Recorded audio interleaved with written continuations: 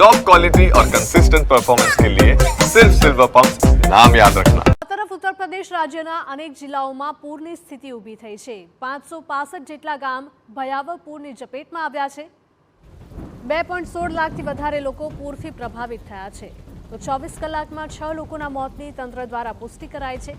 નીચાણવાળા વિસ્તારોમાં યુદ્ધના સ્તરે રાહત અને બચાવ કામગીરી કરવામાં આવી રહી છે। તો 17 જિલ્લામાં આજે પણ ભારે વરસાદનું રેડ એલર્ટ આપવામાં આવ્યું છે।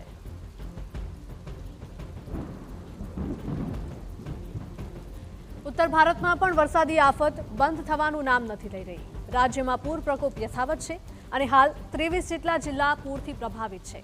અયોધ્યામાં સરયુ નદીએ રૌદ્ર સ્વરૂપ ધારણ કર્યું છે તો કાંઠા વિસ્તારના ઘાટ પાણીમાં ગરકાવ છે।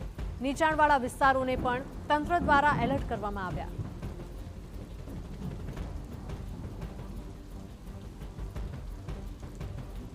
તો બાગપતમાં યમુનાના સતત વધતા જળસ્તરે લોકોની ચિંતા વધારી છે। કાનપુરમાં ગંગાના પાણી ફરી વળતા લોકો મુશ્કેલીમાં મુકાયા છે।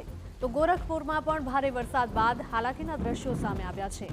અયોધ્યા, બહરાઇચ, બલિયા, બારાબંકી સહિત મુઝફ્ફરનગર, શાહજહાંપુર અને સંત કબીરનગર તથા ઉન્નાવ અને વારાણસીમાં પણ પૂરની સ્થિતિ સર્જાઈ છે।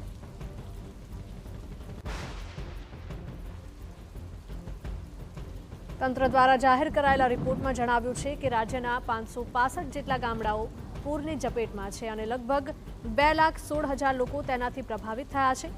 છેલ્લા 24 કલાકમાં વિવિધ વરસાદી દુર્ઘટનામાં 6 લોકોએ પોતાના જીવ ગુમાવ્યા છે।